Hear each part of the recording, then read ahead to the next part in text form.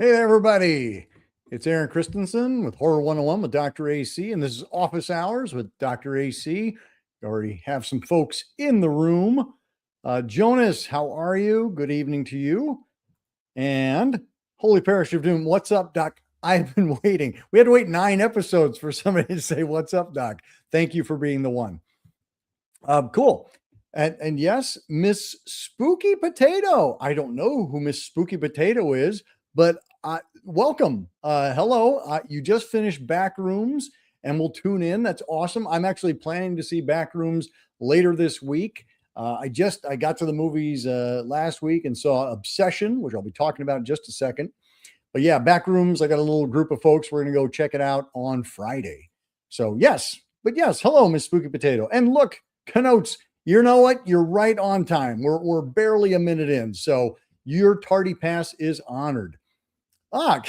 You've changed your name. Okay, now I got it. Okay. Christine has changed her name. This is Christine Loves Movies, is now Miss Spooky Potato. Even better. That makes me laugh so hard. Okay, anyway. If you haven't already checked out Christine's stuff on Instagram and elsewhere, YouTube, etc., please go check her stuff out. She's a great creator of content, as is, wait, that's hilarious. I don't even know what was just happening there. Okay. Christine is still Christine. I was not anticipating any of this. This is very exciting. Speaking of Christine was one of our topics. I've done this before. Backrooms really got to me. Okay, good. Okay, maybe this will all make sense once I actually watch Backrooms. But anyway, oh my God, it's so funny. Anyway, Christine is actually it was not Christine Loves Movies, but Christine the car, because we talked about Duel a couple weeks back. And so last week's post was a poll. So you can pick your favorite Hell on Wheels. We had the choice between Killdozer, Maximum Overdrive, Christine, and what was the last one? Boy, that's a bummer. Anyway, it'll come to me, I'm sure. But yes. Well, what was it? Anyway, hang on. I think I wrote it down. This is good TV right here. The Car. Oh, yes, of course. 1977's The Car. But yes, Christine has been thus far the top. Thank you, Holy Parish of Doom. Yes. Anyway, so yes, for those who have not voted yet, go to our post section on the YouTube channel, the Horror 101 YouTube channel, and pick your favorite Hell on Wheels. Right now, Christine is in the lead. And I think that is just straight up Christine. The Car, 1977. You got it. Thank you, everybody. You're late, but I appreciate you. Anyway, yes, it's been a really fun week, and kicking off June. Happy Pride, everybody. You know, we try to be very inclusive here at Horror 101 with Dr. AC. I love to hear other people's viewpoints. I don't want to hear just mine. And so we try to open the doors and make sure that everybody feels welcome and feels represented. And I love to hear what people have to say that are not like me. So that means everybody that ain't like me. Look, Patrick Doherty is here, ringing in from Spain. Finally made it on time. And you voted Duel. Excellent. Well done. And look, Larry from the Real Early Podcast is here. We have a great group of folks. I hope you all get to know each other. Please find each other on the socials. Really quick, I just want to say, I left off last week. I was raving about Visual Vengeance, and I left a little breadcrumb, a link to the interview that I did with Matt Desiderio of Visual Vengeance, and none of you watched it. I only know that because I know what the views were when I left off, and I know what they are now. And I'm like, come on. Anyway, I really do invite you to go check out, even if you haven't seen any of the movies that Visual Vengeance has put out. Matt just has a great spirit about him, talking about the love for independent films and these independent filmmakers who are struggling to just put their vision out there. So I'm going to put the link to the interview again in the comments and also in the body of the description of this video. So go check out that video. I do recommend it. I think it's a fun time. It's a fun conversation between Matt and I. Let's see. Holy Parish, guy finds a hole in the ground out in the woods only to discover it's a stairwell that goes way down. Wait, what was that? What, did I miss something? Holy Parish, what are you even talking about? Anyway, now I want Kane Pixels. Man, he's talking code. I don't know what this is, but I'm super interested now. Kane Pixels. Are you talking Backrooms code? Okay, thank you. Okay, so here, true confession. I don't know anything about Backrooms, so any Backrooms references are going to go right over my head, but feel free to chat it up in the chat. And I promise I will stop making, googly eye faces going, I don't understand. I don't understand. Anyway, yes, I'm looking forward to finding out. I'm going to see the movie and then I'm going to learn all there is to know about Backrooms. It's available here on YouTube. Cool. I will check that out. Christine Loves Movies just follows you on Instagram. Excellent. Well done, Larry. You're in good company now. Anyway, yes. So going to see Backrooms, but last week I saw Obsession, and I don't know how many of you have seen Obsession already. I'm not going to spoil anything here, so do not worry. But I will say, run, don't walk. What an incredible horror movie that is. And I'm really impressed with what our director has done there. It's one of those great horror movies that is a great straight ahead thrill ride. And yet there's a lot to chew on. Actually, the boys over at Streaming and Screaming, we're going to be getting together on Wednesday night to record our next episode. And we're planning to do either a little sidebar on Backrooms or we'll include it within the episode. But all three of us were just knocked out by it. It is truly disturbing and exciting and funny and really disturbing again and scary. And again, when you come out, you're going to be talking about it. So I highly, highly recommend. Believe the hype, everybody. Obsession is the movie to check out if you're a horror fan. Also, there are just some images again that they still pack a punch. I consider myself a pretty well-seasoned horror fan, and there was some stuff in there. I was like, dang, that was serious. You almost did today with Obsession. Yeah, well, go get to it. I've seen Obsession 3 times already. And last time I took my Gen Z friends to it. It was interesting to hear their thoughts on it. Yeah, I cannot wait until enough people have seen it that we can actually get out in the open and talk about it, the way we did with Weapons. After that kind of took things by storm, or Long Legs, because I got the sense that anybody who's a, hardcore horror fan is going to want to check out Obsession.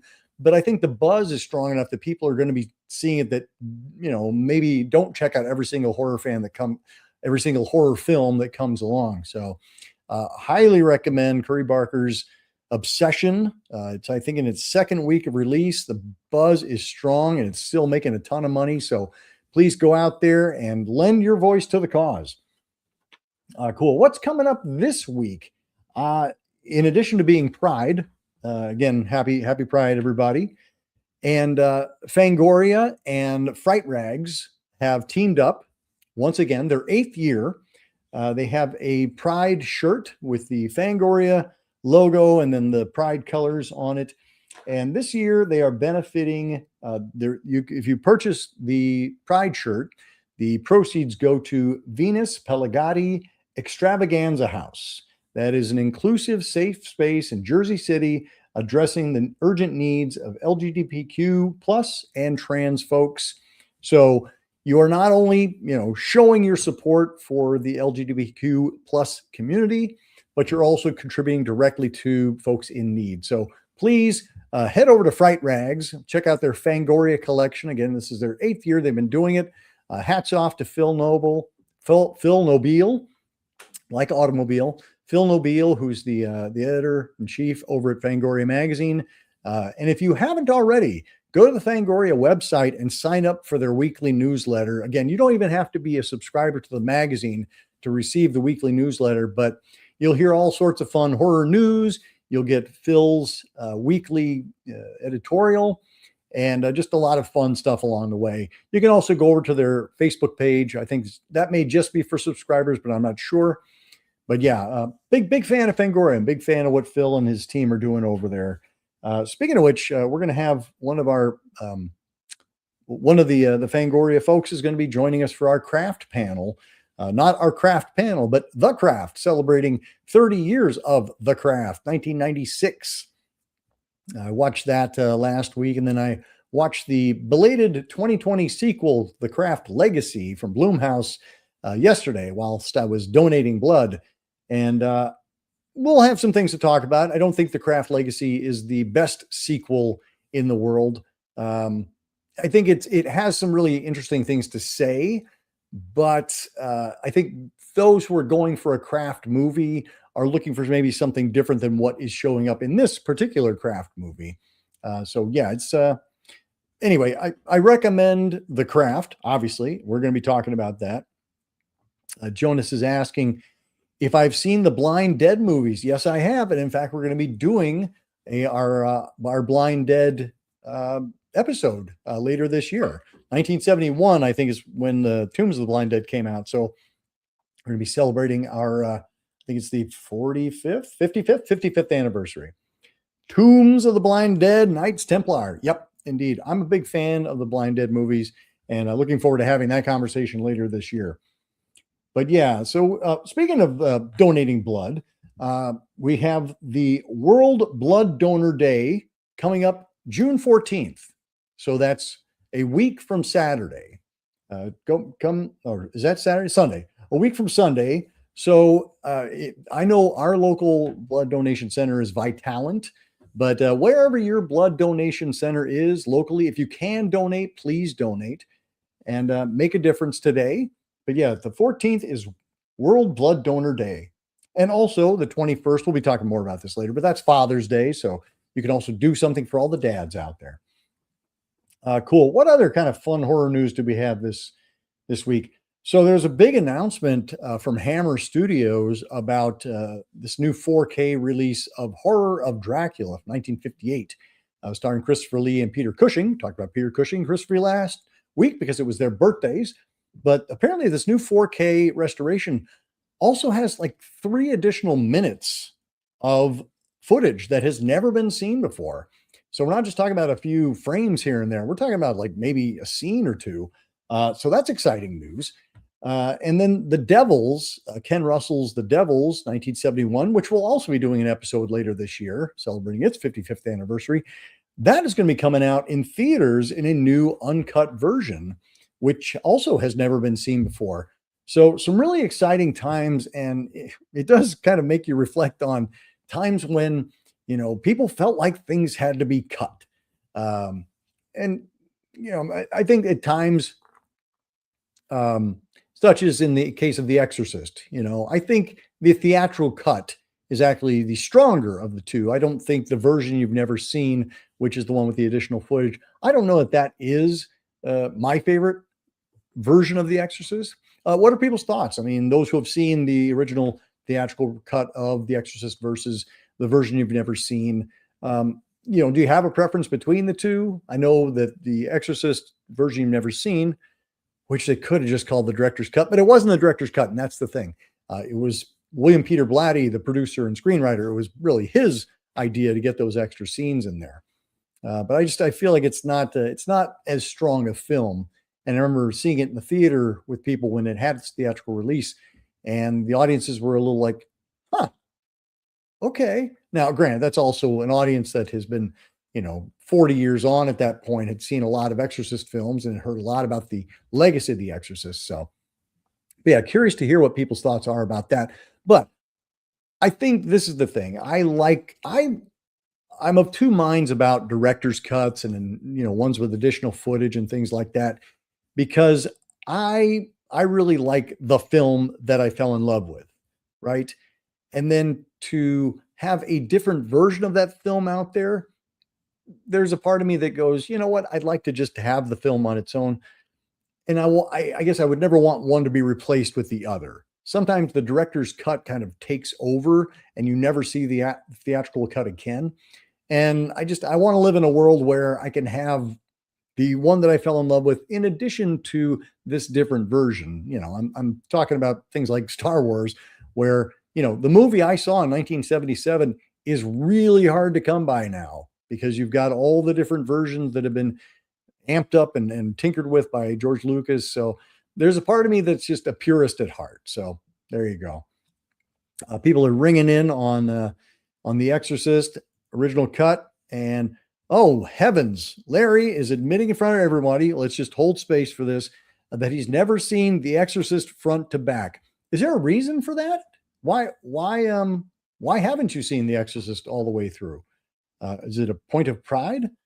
A few exceptions often prefer the theatrical cut. Wanted to offer belated thanks for covering the Jean Rollin doc. Oh, wow. Absolutely. Late to that guy's work. By chance, stumbled on Requiem for a Vampire, watched a handful of others. Well, you are in luck. I don't know how many of you are watching this, are also fans of the Discover the Horror podcast, but they just did an episode on Jean Rollin as well. Jean Rollin, in case those don't know, French filmmaker, kind of came to prominence, such as it is, in the early 70s with a series of vampire films. Requiem for a Vampire, Shiver the Vampire, Rape of the Vampire, Lips of Blood, The Iron Rose, etc.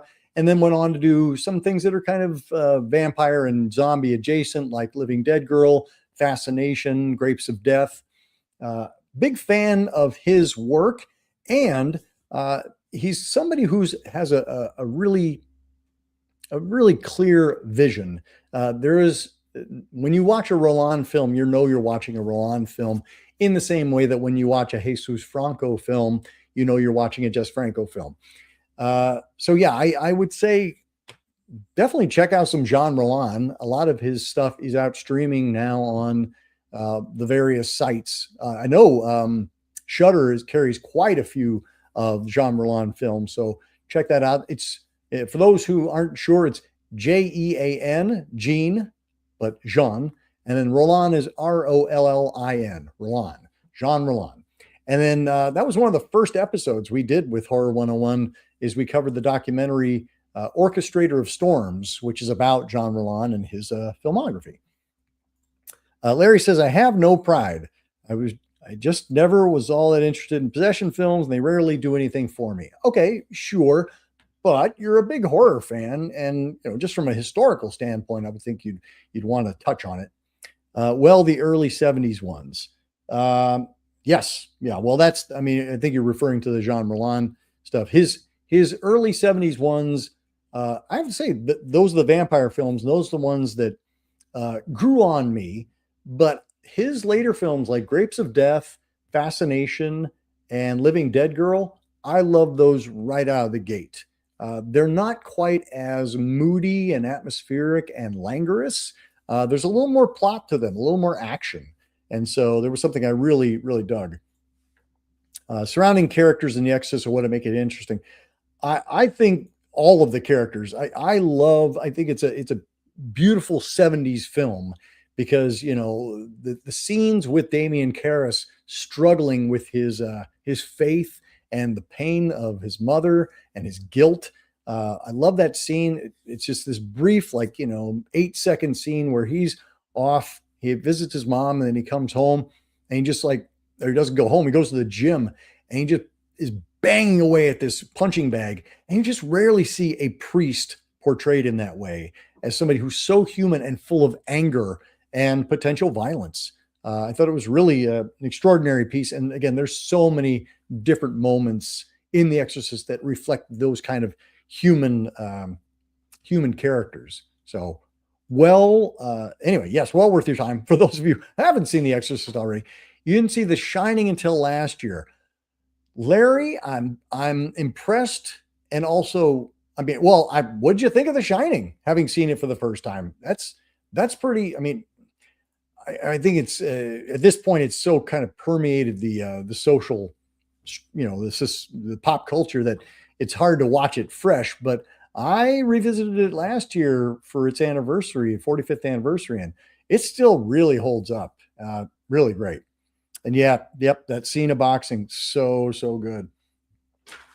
Anyway, speaking of Stephen King, I've just started reading a book of his called The Institute. And my confession is that I was an avid Stephen King reader right up until I want to say like The Langoliers, and I started kind of drifting off then. I felt like he wasn't capturing my imagination the same way. So I haven't read the Dark Tower series, and I kind of just stopped. And so I've read a few things here and there, like The Girl Who Loved Tom Gordon and this new book, The Institute. But it has really kind of reignited a love for Stephen King. I went back and read things like Misery and The Shining when we were going to be doing those episodes.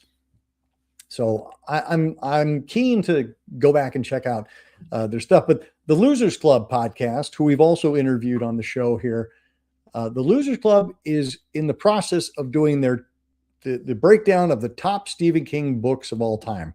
And I think he's done about 50 at this point. So they're doing them in like 10 book installments. So I highly recommend people go check out the Losers Club podcast and see what they have to say about Stephen King.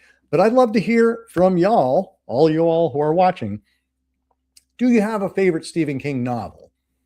I used to say it was a tie between Shining and The Dead Zone because those are the two that I read first. But I would say I've gone back, and The Stand is really strong. So those are just kind of like some sentimental favorites. I also a sucker for his short story collections. I love Skeleton Crew, and I love what's the other one? Oh boy, blanking on it. But anyway, the first one, not different seasons. Night Shift. Love his short stories. Oh, look, Dr. Morbius is here. More like 80. Is that true? Okay. Is it closer to 80? Anyway, I visited the Stephen King library up in Orono, Maine, last year, 2 years ago. That's pretty special. They have copies of all of his books, and they have them all in different languages and different releases. Very, very cool. If y'all ever find yourself up near Bangor, Maine, I do recommend swinging up to Orono and checking out the University of Maine Library, Stephen King collection. Dead Zone, Stand, Danse Macabre. That is his nonfiction. And I also am a big fan of his On Writing book. His two nonfiction books are great. Dead Zone's my favorite. Apt Pupil and Different Seasons. Different Seasons is such a solid collection. Night Shift. Yep. Night Shift is that's a great collection. And actually, I want to go back and read that again. I can't remember which. I think Skeleton Crew is the one that has gray matter in it. I was actually fortunate enough to be in a short film of gray matter. Larry Fessenden and I were both in the same movie, but Larry shot his scenes in New York and I shot mine in Chicago. So we never actually got to meet. When Larry came to town 2 years ago, I think it was, for Crumb Catcher, he was the producer on that. When it screened here at the Music Box, I got to meet him finally in person. It was very cool. Gray matter is in Night Shift. Okay, thank you for the correction. My aunt lived in Bangor. She drove me. Yes, we went by his house and the overpass where they filmed Creepshow 2. Thanks for the ride, lady. Yeah, that was fun. And I mean, the Stephen King house is actually pretty fun. He does not live there anymore, but it was fun to see people come in and watch or come in and take pictures and things like that. And yes, to answer your question, yes, that was a Creepshow short, but I was not in that version of it. We were in it was like just an independent, it was one of his dollar babies. So Stephen King is known for giving the rights to his short stories and materials for $1, provided you're not planning to make any money off of it. If you're planning to just make the movie as a short film, then he gives you the rights for $1. So it was one of the dollar baby projects. I don't know if you could find it online anywhere. It was a pretty cool little production, but our director was a little kind of, I think he wanted it to be, I think he was hanging on to it to hope that it would get published elsewhere. But so I don't know where it's at these days. I have a copy, but you can all come on over to my house and we'll watch it. Is Stand By Me Stephen King? Yes, it is. And yes, it is inspired by the body from Different Seasons. And that's right. Yep. And yep. Anyway, wow. Okay. So yes, any other thoughts on Stephen King? Happy to hear him. Am I excited for Scary Movie 6? I'll put that out to the group as well. Are you excited for Scary Movie 6? I like Scary Movie 1, and I like about half of Scary Movie 2, and then I only saw Scary Movie 3. That's when they handed it over to the Zuckers, and I felt like it became a different series. It wasn't as edgy, but again, I did not watch Scary Movie 4 or 5, and I don't know if I'll see Scary Movie 6. But if somebody challenges me to do it, I will, because I'm a sucker for a challenge. This is just confession time for real early. I've never read a Stephen King book, but my friend and I did get second place a Stephen King movie trivia. I feel like, no, you're not disappointed. Okay, so here's the thing. When people have not seen something that quote unquote everybody has seen, or they quote unquote should have seen, the way to spin that is you get to see it for the first time. And boy, there are so many movies out there that I wish I could just watch for the first time. Now, happily, I'm old enough that there's a lot of movies I've seen for the first time, or that I've seen already, that I've completely forgotten about, and I would be watching them for the first time. So yeah. Me too. Are you excited? You are excited? Or something else? Honestly, didn't know they were still making it. I didn't either. Well, actually, there's big news that it was happening, so I had heard that. I like A Nightmare on Elm Street 2010. You're just messing with us now, and that's okay. Actually, if you do like Nightmare on Elm Street 2010, do you like it more than the 1984 original, or again, are you just messing with us? Last King I read was Billy Summers, which I liked but didn't love. Right. Imagine seeing so many of those again, and yes, having the office hours with therapist. Oh, connotes. No. I'm just I think there's a real kind of gatekeeping quality around horror where people can be like, oh, I can't believe you haven't seen this. Are you even a real horror fan? It's like, you know what? We all got into the pool in different places. And so, there's people out there who I know hadn't seen Dracula, the 1931 Dracula. And to me, that would just be like, how is that possible? How did you not see Dracula? But that's because that's when I grew up. I grew up watching Dracula and the Universal monsters and the Hammer films and the 50s sci-fi stuff. I'm sure there are tons of people out there who haven't seen 1950s sci-fi. Speaking of which, I was actually quite surprised. The William Castle episode that dropped a few weeks ago, talk about Homicidal and Mr. Sardonicus. I was kind of surprised at the low numbers that William Castle was not attracting an audience. And again, to me, I'm like, what? Who doesn't love William Castle? Who doesn't want to talk about William Castle? But there are probably a lot of modern horror fans who maybe have heard of The Tingler or House on Haunted Hill, and that might be the end of their William Castle knowledge and their desire for William Castle. But for folks like me who wanted to dig deep and learn everything they could and see all the William Castle movies, Homicidal and Mr. Sardonicus were just right next on the list. So wanted to see those. Jackie Earle Haley is always good. Agreed. And the makeup was certainly more accurate to what a burn victim would look like.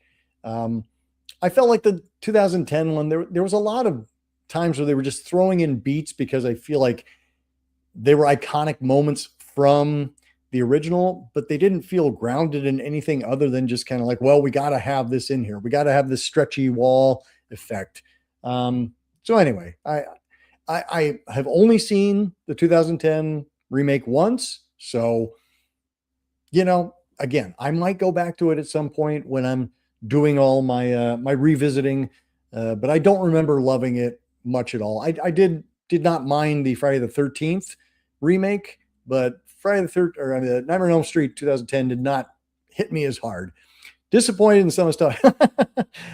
Deeply disappointed in some of the stuff I haven't seen, but I'm not going to share them here because this is a safe space, connotes safe space.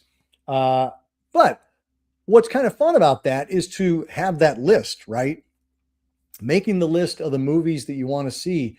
Oftentimes, like in October, that's when I will just bang through a bunch of movies. I'll be like, okay, I need to see X, Y, and Z, and I'm going to make sure I see all of them. Some of you know I do a Scare-a-Thon challenge every October where I watch 31 scary movies and talk about them. And actually, I want to just throw in something very cool. So I got an email last week. This is from the Scare-a-Thon from last year, which was benefiting the, oh, wow, sorry. I can see the logo for it. Wow, I'm so sorry, everybody. It's great being somebody who can't keep all the figures in their head. But anyway, a donation was made last week after the Scare-a-Thon had ended, by many, many moons ago, by Z Min Zhao. Donated $175 out of nowhere. And that brought our total to $7,800. Well, almost $7,900. So nearly $8,000 raised for the International Rescue Committee. That's who it is, the International Rescue Committee. And so thank you all. That's what we can do, right? We can all make a difference however we can, whether it's donating blood, whether it's being tolerant to people during Pride, whether it is making a donation to your local food pantry or the International Rescue Committee. Donations and volunteers, it's just the things I love. The James Wan new Saw movie, that I don't even know if is that a thing? Is there a new Saw movie coming out? I saw Saw 10, whenever it came out. And I was like, wow, they're really just squeezing every drop out of it. You haven't seen any of the Paranormal Activity films. Okay. Actually, we did a panel on that not too long ago. And the general consensus was they still hold up better than you expect. And I have to say, when I saw the first Paranormal Activity movie when it came out in 2010, 2011, I was genuinely unnerved by it. I was impressed. Freddy Krueger and Elm Street fan film. Is that something you have made? I'd like, please share. Let's see, about a decade back, I became a found footage junkie. So yeah. Have you seen that documentary, Holy Parish, called The Found Footage Phenomenon? I think it's on Shudder. Really good stuff there. And they also have stuff about the last broadcast and Cannibal Holocaust, kind of like the precursors, Blair Witch, obviously. Freddy versus Jason. This is just a Freddy love fest coming from Tyrese Daniels. I like the remake of The Hills Have Eyes better than the original. That's cool. I like the original better. I do like the remake. I thought the remake was really slick and well done.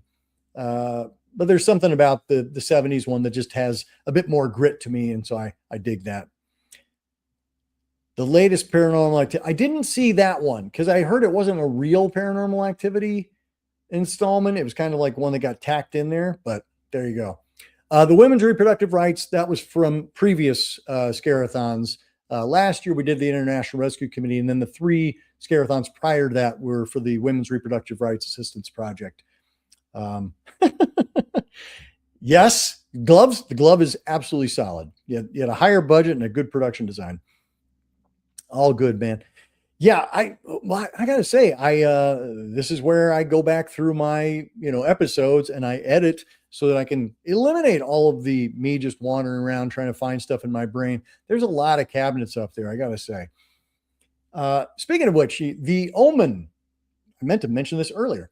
We're going to be talking about the Omen this weekend, and it is in fact the 50th anniversary of the original 1978 or 1976 film, The Omen, starring Gregory Peck, Lee Remick, directed by Richard Donner. And wait for it. What's the date this weekend? 6/6/26. So that was one that I was like, okay, I don't know where some of these episodes are going to land, but I know exactly when the Omen episode is going to be. It's going to be the weekend of 6/6/26. So I hope everybody checks it out. It's a great conversation. We cover all of the Omen films, the original trilogy, Omen, Damien Omen 2, and Final Conflict. We talk about the TV movie, Omen 4, The Awakening. We talk about the 2006 remake. We talk about the first Omen. It's going to be it is a great conversation. I know that because I already have participated in it and I've edited it and it is ready to be consumed by you. So please tune in this weekend for 6/6/26 talking about The Omen. Let's see. I believe so. I believe so as well. I feel like this guy likes Freddy. I'm catching on. That is the vibe I'm getting as well. Yup. Oh man, the Ave Satani. Although I called it the Santini, and then I cut that out because anyway, the Ave Santini, and then we went on a whole tangent about the great Santini and how the devil had a good time bouncing the basketball off of Damien's head. For those who don't know what I'm talking about there, The Great Santini was a movie from 1982 starring Robert Duvall. And anyway, that's where the Santini thing came from. But the song that from the score from The Omen by Jerry Goldsmith that won an Oscar, the main theme is Ave Satani. Satani. Anyway, I hope someone mentions that The Omen is a Dr. Fives film in disguise. I do mention the fact that it is filled with creative kills and that it is a major, awesome body count movie. I like the first Omen, but its proximity to Immaculate is unfortunate. Actually, during that conversation, Kevin Matthews from the good old Raiders of the podcast, and For It Is Man's Number, we talk about Immaculate, and we had an idea that we might want to do later on to talk about Apartment 7A, which is the prequel to Rosemary's Baby, the first Omen, and Immaculate all in one show, because we really didn't have as much time to dive as deep into the first Omen as we would have liked. We were bumping up against the 2-hour mark at that point, and so it was time to wrap things up. But anyway, yes, we do talk about first Omen, and the general consensus was that we like it, and we had a little bit of issue with the whole retconning of history from 1976, but overall we dug it. But yes, if you haven't seen the Omen in a while, this might be a great week to check it out and refresh your memory, and then come check out our podcast this weekend. Let's see. Haven't seen Immaculate. Yes. And yes, true that. And so Holy Parish, we talked about Immaculate on Streaming and Screaming a couple of episodes ago, or a couple of years ago. And everybody, we lost our minds over that. It was one of my favorite films of the year. So please check out Immaculate. Definitely worth your time. It was just incredible. Great, great, great movie. Let's see, where are we now? My list has gone all over the place. Oh, so quick question. Yeah, they came out 2 weeks apart. Thank you, Dr. Morbius. Yeah, and again, I think both of them are solid, but I think that they tended to steal each other's fire. But I was talking about so when I'm looking at the views and things like that on the videos, I was talking about the William Castle thing a second ago. I find it interesting when people click on the video and then they click away within 30 seconds. YouTube has things where I can see on this end, how many people made it to the 30-second mark, how many people made it to the minute mark, etc. And I'm always surprised by people who click and don't make it past 30 seconds.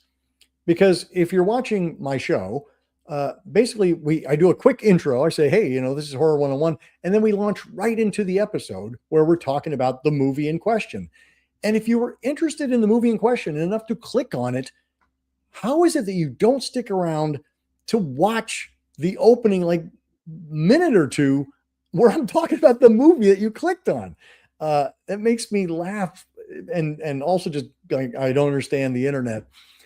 Because I'm like, really? You wanted to see this movie, or you want to see this episode about this movie, and you don't even make it, a minute into the introduction. Short attention span is alive and well and living on the internet.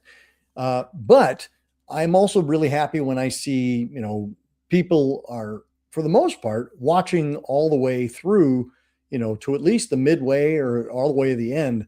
And I get to see that in terms of the watch hours. So all of you who do stick around and watch the whole shows, I appreciate you deeply. And for those of you who are kind of clicking in and going, I'll get back to it later. It's really helpful if you don't click away, because the more people watch, at least like the first 5-10 minutes, that bumps it up for YouTube. YouTube goes, okay, people actually want to watch this. So if you click on, you go, you know what, I don't have time to watch this now. I say, let it run for another like 5 minutes. Then you can click away or pause or whatever you need to do. Anyway, yes, I suppose that's actually true. I had not thought about, because I have my autoplay turned off. But yes, it could be people who just end up, they're watching something else and something goes into the queue for them and they just end up watching it without meaning to. Let's see. What cracks you up every time, Christine? I'm sorry I missed it. Have I seen the fan-made It's Me, Billy, Chapter 2, Black Christmas? I have not. I have not seen that. I will seek that out. Jonas, are you recommending it or are you just asking if I've seen it? Has anybody else seen this? Cell phones, portable computers, tracking devices have impacted attention span and instant gratification. Oh, 100%. I mean, and I don't think that's news, but I do think it's just fascinating that you take the moment to like click on something and then realize that I can't watch this. The time is on there. It says you're going to be there for an hour or more. But anyway, could be Morbius. Yep, I agree.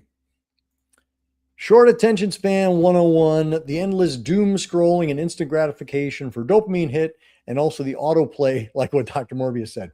Now, for those of you with short attention spans, check out Christine's stuff because it's built for you. I think right now you have the best films of 2025, and people can give their votes.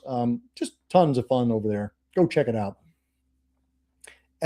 And speaking of people who actually stick around and watch, I got a comment from when we did We Have to Talk About Ari Aster, talking about his 3 first films, Hereditary, Midsommar, and Beau is Afraid.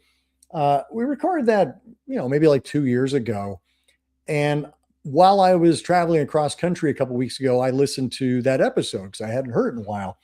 And lo and behold, somebody turned up this morning with a comment thanking us for covering it and talking about how much they love Beau is Afraid and offering their theories on it. And I just got to say, thank you so much, because, leaving a comment, it takes time out of your busy day. I understand that. And it makes a big difference for me because it means there are people interacting. I'm sure it makes a difference to the algorithm.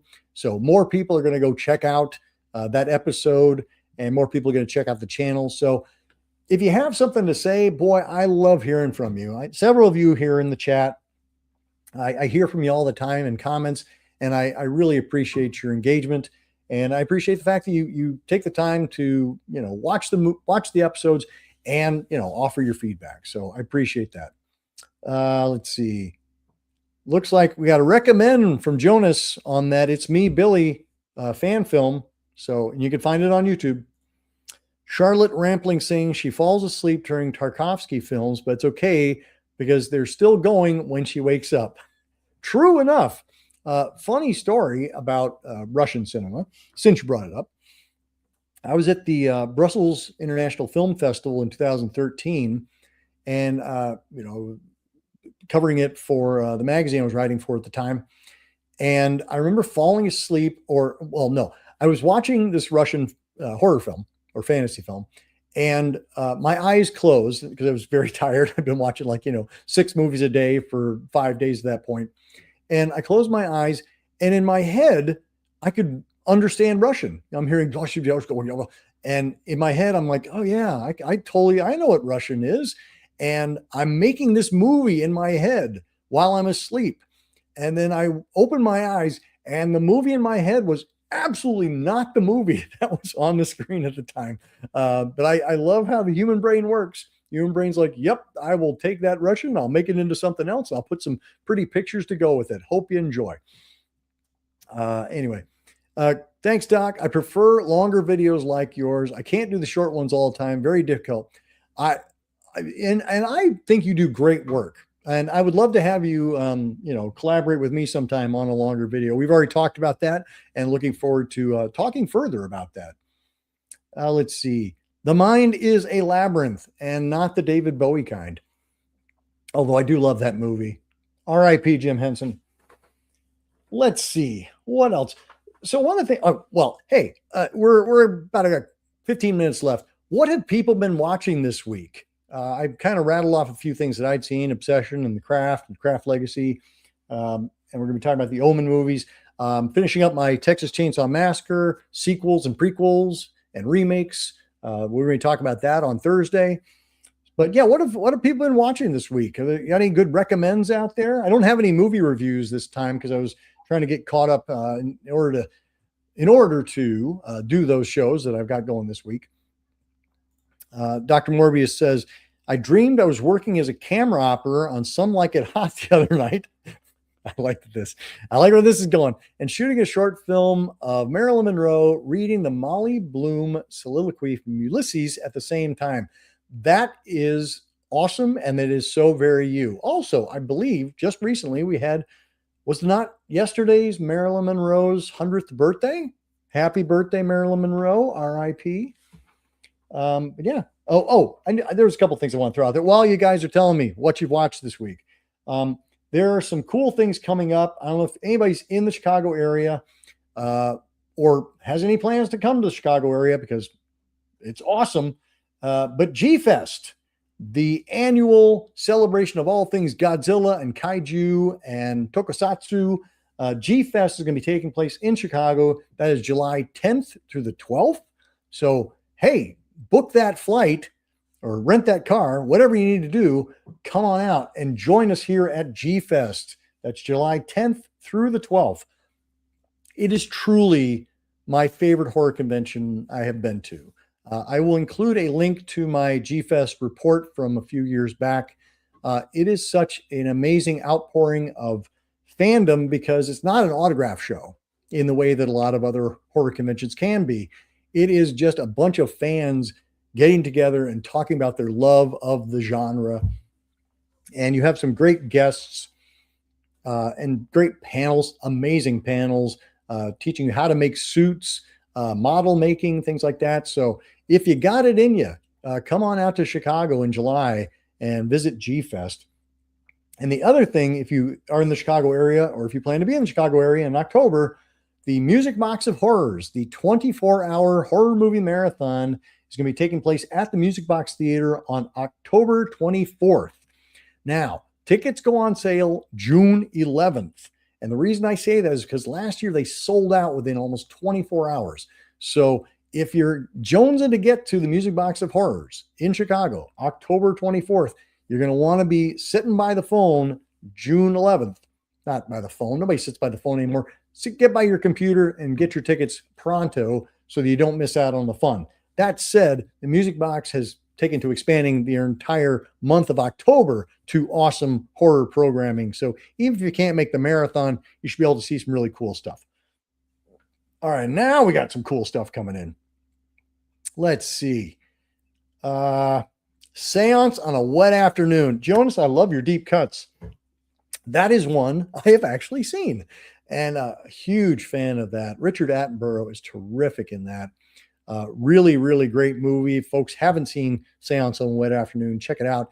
It's directed by Jack Clayton, who did The Innocents.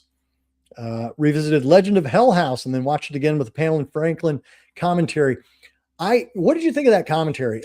In my mind, I remember listening to it and not loving it, although I love Pamela Franklin. It was great to have her have her contributing a commentary. There was something about that I remember just kind of didn't blow me away. But I do love that movie a lot. I think that was a Shout Factory release. I'm not sure who's, was that Shout Factory that put it out? Holy Parish? It was.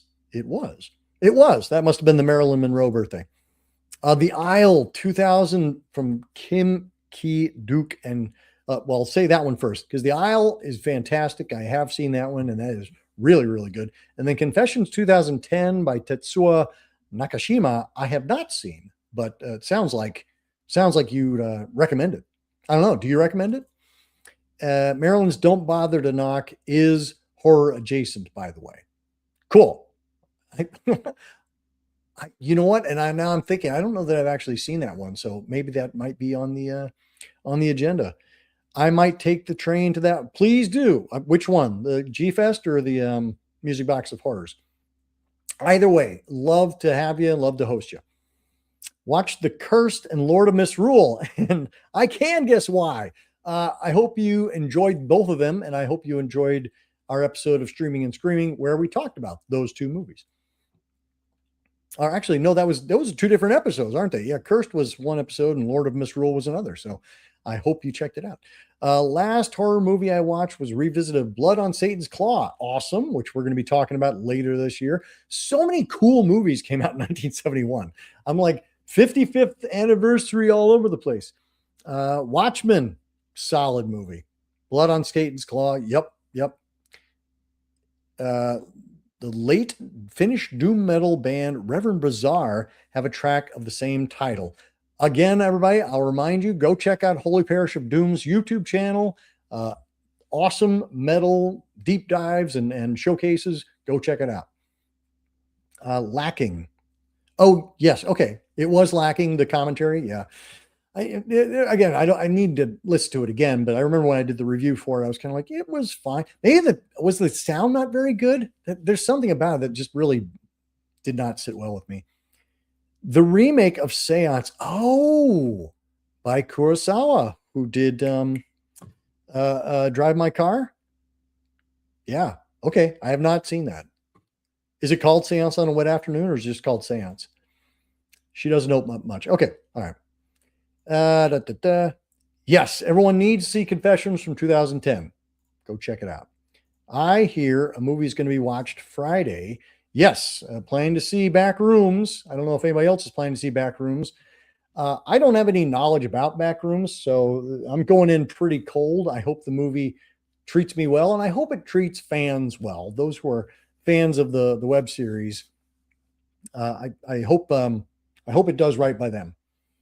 Saw The Vanishing for the first time. I guessing you mean the Dutch film and not the remake with Kiefer Sutherland and Jeff Bridges. But yes, I'm a big fan of that. In fact, that was one of our earliest episodes. I think we recorded that in 2023 over the summer, maybe, right around this time last year or in 2023. Nightcrawler is insanely good. Yes, that's the one with Jake Gyllenhaal. Couldn't agree more. Just called Seance. Thank you. I will check that out. Yes. Yeah, I'm guessing that's what you meant, right? Is that the Jake Gyllenhaal movie? Haven't seen Obsession yet. That's planned for the weekend. I don't know if you were here when I was raving about it, but I dug that movie. And everybody I've talked to has dug that movie. So I know that's maybe too much hype, but I got to say, it was, I went in feeling pretty hyped and it did not disappoint. In fact, it exceeded my expectations. So hope you dig. Yes. All right, cool. Thank you. And the Vanishing is an exquisite bad time. Could not agree more. All right. So yes, let's see. Where are we at this point? Oh, well, this weekend. So last week we were talking about Visual Vengeance, which is a lot of like the independent horror scene, people who with $1 and a dream making a movie. This weekend, I'll be going out to my buddy John Kitley's out in Aurora, about an hour outside of Chicago for I can't even remember, it might be our 10th, maybe even more, annual Turkey Day in May.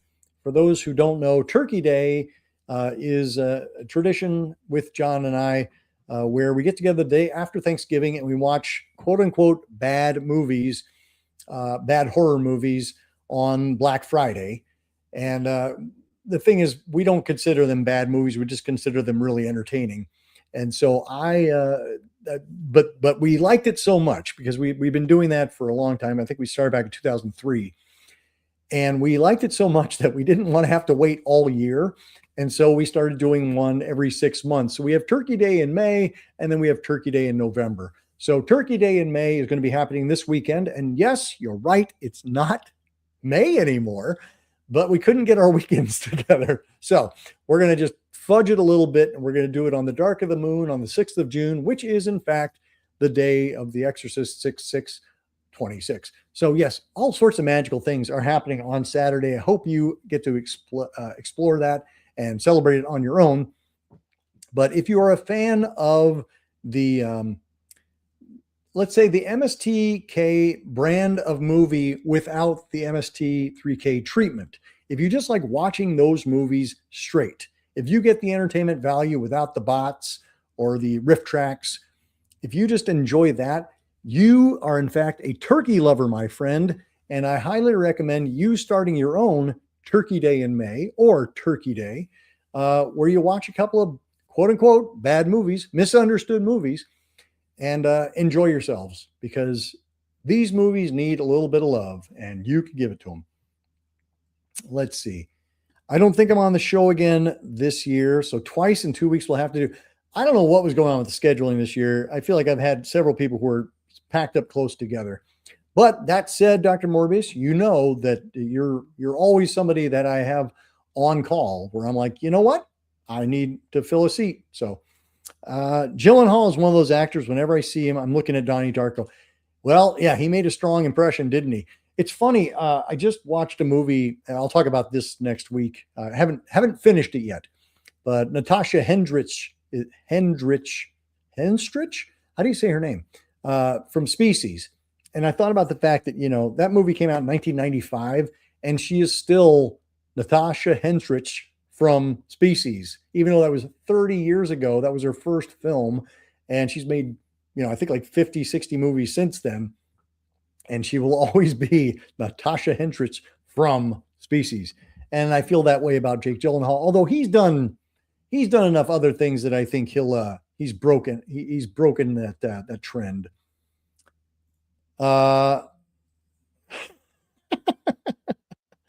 Is that a thing? I didn't know Santo and Blue Demon went to Atlantis. I want that to be true. Huge fan of Santo films, by the way. And yes, Santo is featured several times on Turkey Day already, because for those of you who don't know, Santo is a Mexican wrestling star, but also he did a bunch of movies where he would fight monsters and crime. He was like a superhero. So well worth your time checking out some Santo. Rhino used to put out MST3K episodes with the actual, yes, I remember that, with the original version on the other side of the disc. So you could watch the movie without the MST treatment, but you could also watch it with. And I think that's the way to go. You should be able to have the option. I used to dig bad movies. I turned 60 this year, and I think I know I only have time for the good stuff.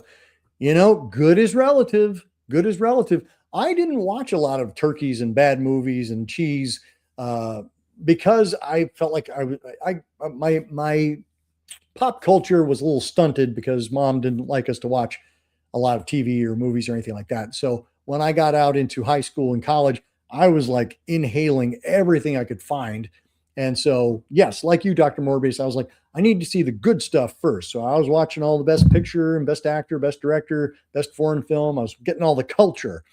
And then after I'd seen those, I was kind of like, you know what? What's these other things? And I now have a real appreciation for not great movies, quote unquote turkeys. Those are some of my favorites. And I showcased several of them last week. So if you're watching this episode and you didn't watch last week's, go check out last week's, because I showcased about 5 or 6 turkeys that I think you'd want to check out. Such a great reference. 1970, yes, it is. It's real, and so is Atlantis. I believe you, Connotes. Why would I? 1970, he did like 2 or 3 movies a year, Santo did. And now I got to go check out Santo and Blue Demon in Atlantis. That's delightful. If footmen tire you, what will horses do? Whew. Yeah, I haven't seen that, but I know of it. So I will, you know, that's on one of many things that are on my list. Anyway, guys, that was another everybody, that was a fantastic episode. It was great chatting with it all. Thanks for sharing all your recommendations with everybody. I hope everybody had their lists out and are making notes. We need to schedule ourselves another movie day. So let's perhaps in the comment for this video or come next week, and let's talk about what our next group movie watch is going to be. And speaking of group movie watches, Fans of the show, Streaming and Screaming, go check out Lucy Ball. That's Lucy, B-A''A''L, Lucy Ball. I'll put the link in the comments and in the body of the description, because we're going to be doing a live stream on Twitch, I think, of Dementia 13 on Friday. So if you're not doing anything on Friday, come check us out. Again, I'll have more details in the comments in just a few moments. But yes, please come check out me, Chad, Lucy Ball, and Spooky Weasel Bones. We're going to be talking our way through Dementia 13. Francis Ford Coppola directing that one before he was Francis Ford Coppola. All right. And let's see, last couple comments. AC, thumbs up back to you, and happy Pride Month. Yep. More of that to come. Just subbed, Christy. Thank you. Well done, Holy Parish. Y'all should just everybody get to know each other. These are good times. Director's cut or the original?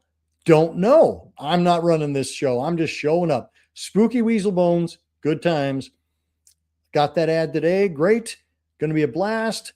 And thank you, Doc and guys. Another great episode. Can't wait for the live. And Dementia 13. Christine's going to be there. All right, everybody. Have a great rest of the day. And office hours are closed.